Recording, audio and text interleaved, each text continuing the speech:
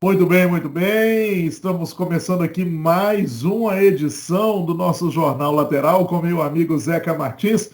Ô Zeca, Jornal Lateral, A gente corre por fora. Nossa, Zeca bonito. Martins, Zeca Martins. Hum, Hoje, dia 10 de agosto de 2021, Brasília amanheceu meio retrô. Parecia que estávamos em abril de 1964, com tanques na rua, blindados, uma, uma coisa ridícula utilizada aí pelo presidente Jair Bolsonaro para pressionar os deputados a aprovarem o tal voto impresso. Eles dizem que tudo foi só uma coincidência, mas eu não acredito em coincidência no meio militar. E esse homem ele não administra o Brasil. Ele fica brincando e esse desfile, além de ridículo, de ameaçar a democracia, passa para o resto do mundo um péssimo sinal de que a nossa democracia é muito frágil. E com isso, quem é que vai embora, Zequinha? Os investidores. O que é que você pensa de mais essa presepada do nosso ilustre, excelentíssimo senhor presidente da República? presepada, entendeu? Fanfarronice. Eu gostaria de saber, eu gostaria de saber, porque assim, eu desde que eu nasci, quer dizer, desde que eu me entendo por gente, mesmo passando uma parte do período militar, lá de governo militar, que você passamos, eu um pouco mais, porque eu sou um pouquinho mais velho que você, mas, como eu digo, peguei a rabeira, né, da ditadura. Mesmo passando por tudo isso, sempre tive uma imagem de militares como caras que, de alguma forma, acreditando em A ou B, ou não sei o quê, tivessem um pouco de compostura. Ainda que ditadores, não, mas pelo menos tinham, né, compostura. Eu gostaria de saber que diabo que esses caras, os milicos de hoje, pensam que perderam completamente o senso de ridículo para se deixar capitanear por um demente como esse daí. Mas pela milésima vez também vou dizer, não sou da área da saúde mental, mas eu dou o diagnóstico, ele é doente da cabeça, ponto.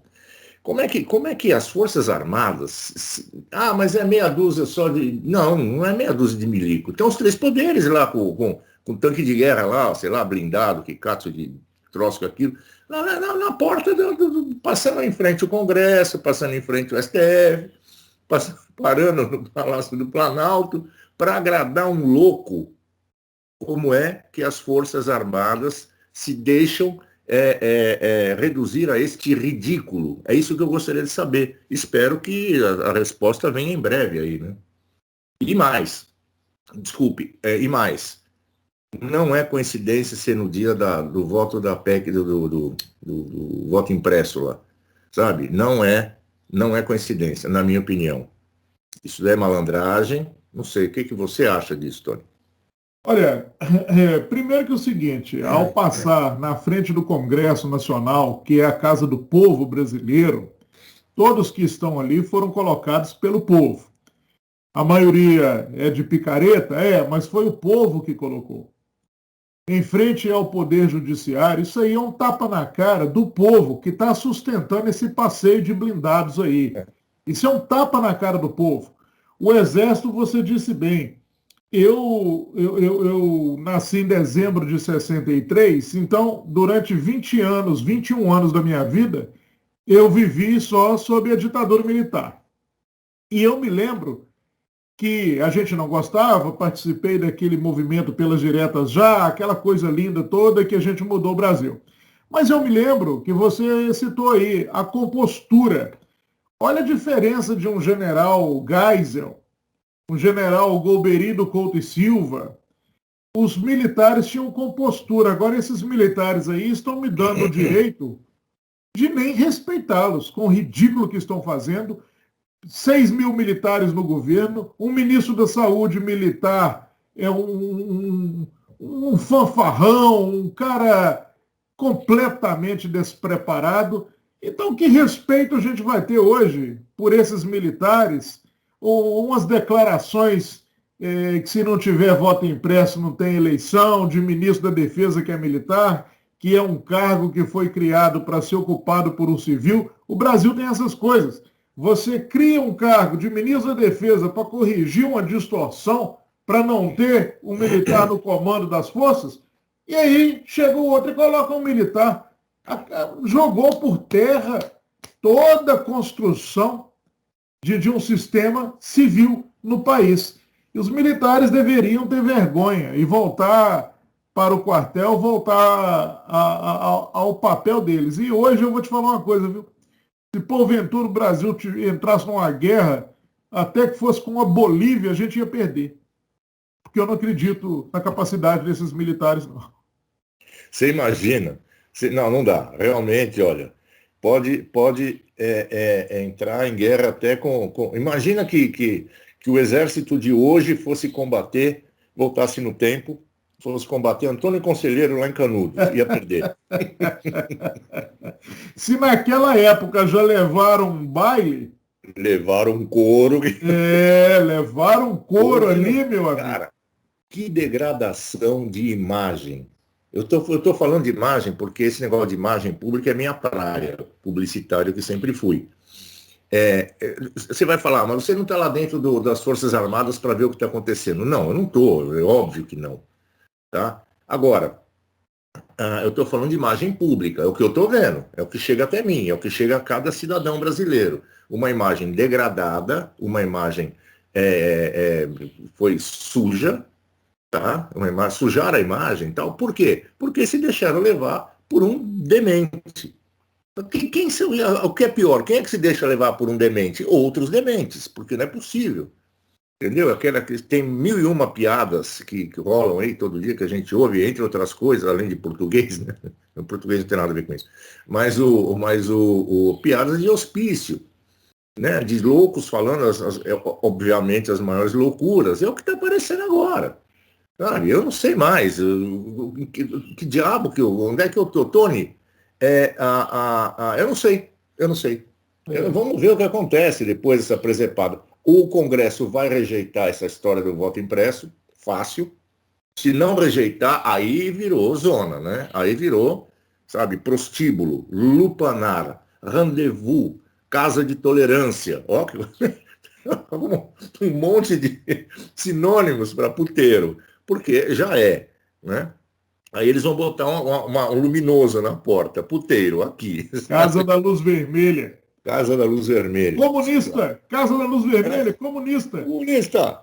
Lembrando sempre que o nosso amigo lá tem aquele problema freudiano que a gente já comentou aqui. O voto impresso, estamos agora gravando às 9 horas da manhã e alguns falam que talvez o voto impresso seja retirado de pauta. A gente não sabe se vai ser mantida a votação para o período da tarde, mas eu queria que fosse votado.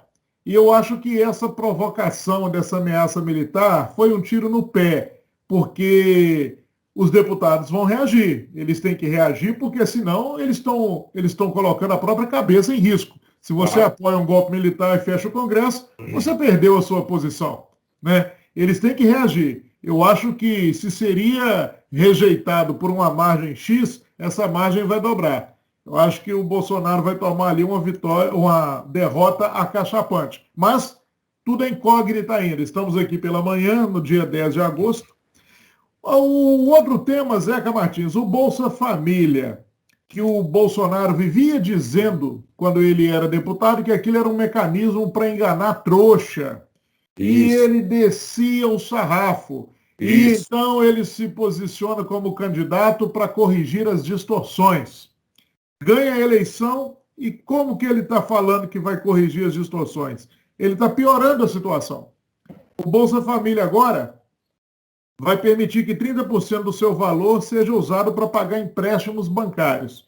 Ele vai endividar o pobre, número 1, e número 2, ele vai passar gratuitamente bilhões de reais para os banqueiros, porque vai ser descontado lá na fonte. É claro que o pobre recebendo o cartãozinho do Bolsa Família e sabendo que é simplesmente, ele fala, eu quero um empréstimo, ele vai pegar, ele está precisando, ele está com a corda no pescoço. Só que ele não calcula que a próxima mesada, a próxima mensalidade virá com 30% a menos. e ele vai perder o pouquíssimo poder de compra. Sem falar como dizia antigamente, na carestia, no aumento de preço das coisas. É outro tiro no pé, hein? Porque ele vai passar dinheiro de graça para os bancos e vai endividar os pobres, que vão ficar ainda mais apertados. E tem uma coisa também, quer dizer, o pessoal, os banqueiros estão rolando de rir no tapete, né? Sabe? Então, tapete persa, evidentemente. Né? Estão rolando de rir, né? O cara cai sabe quando ele cai e fica chacoalhando os braços, as perninhas para cima, assim, tudo, que alegria. Tá? Aquele felpudo tapete persa. Aquele felpudo tapete persa. É o seguinte, e tem mais um detalhe, está emprestando para pobre. Emprestando um absurdo de dinheiro para pobre, com garantia de recebimento, com juros extorsivos, e mais uma coisa, pobre paga. Pobre não dá calote. Ele pode até atrasar um dia ou dois, uma semana, não sei o quê, mas ele paga, porque a única coisa que o pobre tem, no final das contas, em geral, e os bancos sabem disso, porque eles fazem pesquisa a esse respeito, eu já li pesquisas sobre isso, a única coisa que o pobre tem é sua honra. Ele não quer perder isso, ele já não tem dinheiro, ele já não tem casa, ele não tem comida, ele não tem carro, ele não tem nada, ele não tem saúde, ele não tem escola, não tem porra nenhuma. É o que sobra para ele é a honra, a dignidade de um nome limpo. O pobre preza muito a limpeza do nome. Então, veja bem, é o melhor negócio do mundo, cara. Como disse alguém, eu não lembro quem foi que disse isso, mas disse o seguinte, o melhor negócio do mundo é você ser dono de um banco bem administrado. O segundo melhor negócio do mundo é você ser dono de um banco mal administrado. Depois vem todos os outros negócios do mundo. Então pronto, cara. Acabou. O que esse cara está fazendo é isso. Ele está alimentando, sabe? Olha, a gente aqui dá dica de livro, tá? Mas eu vou dar uma dica aqui, se permite, de um filme muito, muito, muito bom. Com aquele ator David Carradine, que fazia o Kung Fu nos anos 70, lembra? O gafanhoto, não sei o quê. Bom, esse cara fez um longa-metragem chamado O Ovo da Serpente. O diretor era alemão, não lembro também, era um diretor alemão famoso, né? Que conta qual foi a fonte, a origem, o germe do nazismo. E se você for olhar, aquele filme me impressionou muito. Eu vi faz muito tempo, mas eu não esqueço. O germe do nazismo, sabe? Eu não estou falando isso porque o Marco Antônio Villa disse que ele é nazista, não. Eu acho que ele nem nazista consegue ser. O nazismo, pelo menos, tem alguma ideologia. Esse cara nem ideologia tem, né? Então fica a dica de filme, procura, você não vai achar no Netflix, eu já procurei, não tem. Sei lá, se um dia aparecer na frente aí, o Ovo da Serpente, com o David Carradine, não perca, é imperdível. Se não perca, é evidente que é imperdível. Por falar então na dica cultural, vamos chamar a vinheta aqui da dica book, para você indicar um book aí para nós. É já, Tony, é já. Roda a vinheta. Roda a vinheta.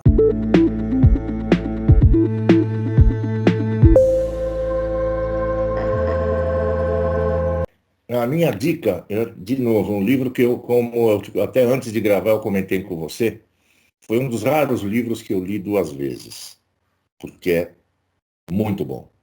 Diários da Descoberta da América, do senhor Cristóvão Colombo. Teoricamente foi ele que escreveu. São os relatos, é o diário de bordo das viagens dele, desde a primeira. Foram 3 viagens, depois teve uma 4ª que foi mal sucedida, quando ele sai da Espanha e chega na atual República Dominicana e faz mais algumas viagens em volta ali e tal. Este livro, Tony, como eu falei, é um filme. Você tem que ler. Você tem que ler. Você não pode. Por quê? Você começa, você gruda nele. É impressionante. Você não resiste a virar a página e continuar lendo. É de uma fluidez de texto, de uma demonstração de como na própria capa do livro, aí o primeiro livro de realismo mágico, quem disse isso foi o Gabriel Garcia Marques, não sou eu que estou dizendo, tá? Quem sou eu para, né? Então a nossa dica de livro é esse aí, diários do Cristóvão Colombo, da descoberta da América. Não deixe de ler. Você acha aí nos sebos online aí? Eu até hoje cedo, ainda bem cedinho, eu falei, deixa eu ver o preço, como é que tá. 20 reais na estante virtual e no Livronauta. É muito barato, entendeu? É preço de uma cerveja hoje aqui na minha cidade está custando 15, então... Né? Perfeitamente, excelente então, dica. E esse aí, estou curioso, me chamou a atenção. Eu vou ver se eu encontro também aqui na internet, vou comprar e vou ler. Vamos então passar agora, Zeca Martins, chamar a vinheta do nosso X da Coanga.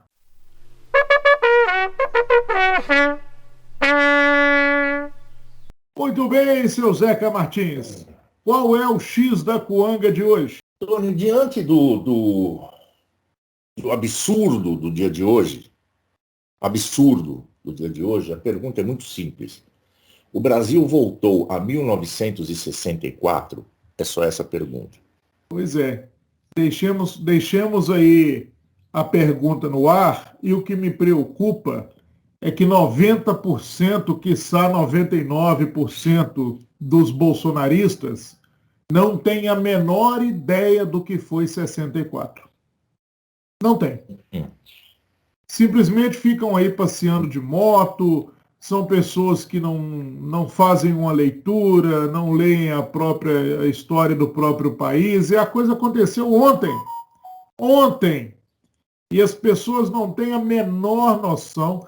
Fica gente nas redes sociais dizendo, eu votei nele para entrar com o pé na porta mesmo. O cara não sabe o que está dizendo.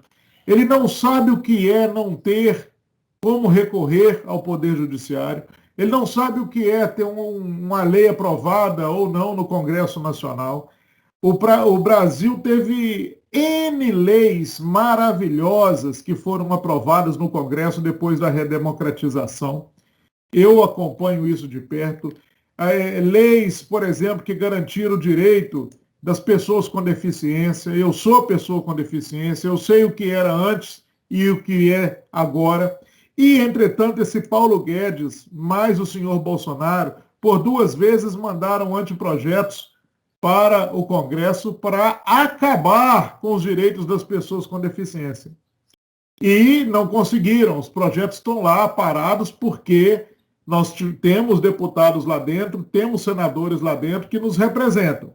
Agora, se não houvesse o Congresso Nacional, simplesmente ele dava uma canetada e acabava. Eu estou citando um ponto que diz respeito a mim, como pessoa com deficiência, mas quando você não tem Congresso, quando você não tem o Poder Judiciário, o ditador de plantão dá a canetada que ele quiser e acaba com 200 mil direitos que levaram séculos para você chegar até eles. E as pessoas falam, não, tem que fechar mesmo, tem que meter o pé na porta. Na ilusão de que militar é honesto. Se todos os políticos são tidos como desonestos, até prova em contrário, por que dar esse aval e acreditar na honestidade dos militares? O ser humano, por natureza, ele precisa de fatores inibidores para ele não atravessar a faixa. E militar não está isento disso, não. Claro que não. Eu vou dizer uma coisa, me deu um calafrio quando eu vi essa notícia. Eu falei, não, só me faltava ver isso na vida, né? Entendeu? Pô, isso me lembrou aqueles desfiles militares lá da Coreia do Norte, sabe? Da China, né? Essas repúblicas, nem repúblicas. Isso aí. Uma observação. Eu tentei fazer um paralelo com os desfiles da Coreia do Norte e da China e não consegui, vou te dizer por quê. O de lá é extremamente organizado. Os tanques, os caminhões absolutamente limpinhos, e o daqui, um ferro velho soltando um fumacê, soltando uma fumaça, uma poluição, tanto que eu estava assistindo na CNN, o comentarista que eu já nem assisto mais, mas eu quis ver o que ele ia falar, o Alexandre Garcia, que é um passador de pano, infelizmente, para o governo, Aí o Alexandre Garcia vendo as imagens e falando ao vivo.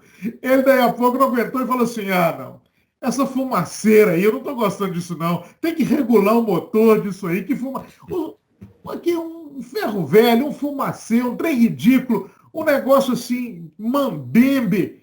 Os desfiles da China, comunista? Não, não sou comunista.